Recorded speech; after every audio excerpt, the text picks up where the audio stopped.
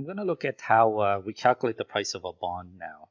We've talked generically about the characteristics of it, but uh, calculating the actual market price of a bond is something that's pretty important. So we're going to look at an example where the face value of this bond is $1,000. The term is 5 years, meaning they've got 5 years to repay it.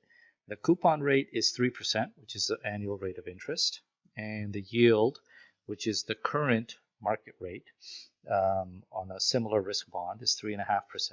So the question is, what's the value of this bond? And notice that I've made the coupon and yield different, because that will, if the coupon and the yield were the same, then the market value will be the face value. It's a simple calculation, but other than the date that the bond is issued, that'll never be the case. So the yield, again, is what's the current interest rate on a bond of the same risk. So if this company was to issue that bond today, what would be the interest rate? And it's probably a bond that was issued in the past, and there's 5 years left on it. Okay? So it's the expectation for the future. Okay? Based on the current market. So I'm going to assume in this case, just to make it a little bit easier, that it's an annual payment. Most bonds, as I said before, are semi-annual, but you can do it either way, but the math is just simpler to show. So the value of this bond is just a time value of money calculation. It's the present value using the discount rate and the time value of money formula. So you're going to take the cash flow and take it back to the current value of it. And there's two ways of doing it. You can do it with an annuity and a present value. I'm not going to do that way. I'm just going to treat it as a simple example, and we're going to take a present value of the individual years of cash flows, but both will give you the same answer. If you wanted to use a PV formula or your calculator, I'll leave that as an aside, but I just want to illustrate what the concept is right now. So there's two different types of cash flows that you're going to get from this bond. One is interest that you're going to receive, and the second one is principal, which is the amount of the money that you loaned the company in the past when you bought the bond. So I will assume that the interest is $30 per year, and it's 3% of 1,000, so that's $30. The principal is 1,000.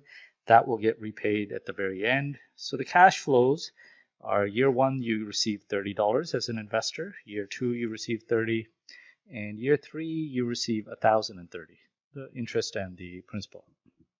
So if you want to take the present value, you have to discount it using the time value of money formula, and you multiply it by the PV factor of 1 over 1 plus the interest rate to the exponent of the number of years that you're discounting. So in this case, the discount rate is 3.5%, which is the yield. And that's the importance of the yield. So you always use the yield as a discount rate, because that's the alternative rate you could have received if you invested in a bond from another company. So the present value factor, you can see, just changes by the exponent to the number of years for each of the years, 1, 2, and 3. So if we multiply that out, 30 times 1 over 1.035 gives you 28.99. And the following year, it'll give you 28.01, which you would expect it to go down, because every year it's going to be worth a smaller amount.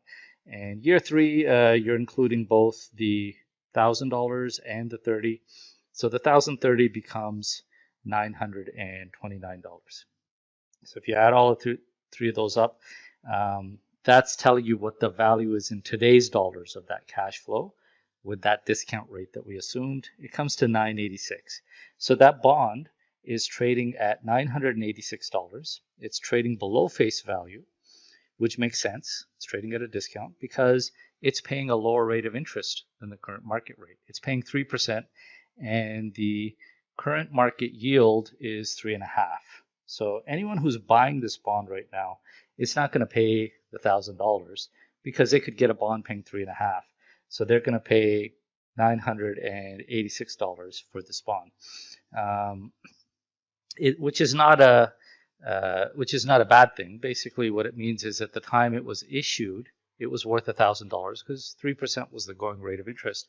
But since that time, current rates of interest have gone up, and you could go to another company with a similar risk, same credit rating, and buy a 3.5% bond. So why would you pay $1,000 for this one? It has to be worth a smaller amount than that.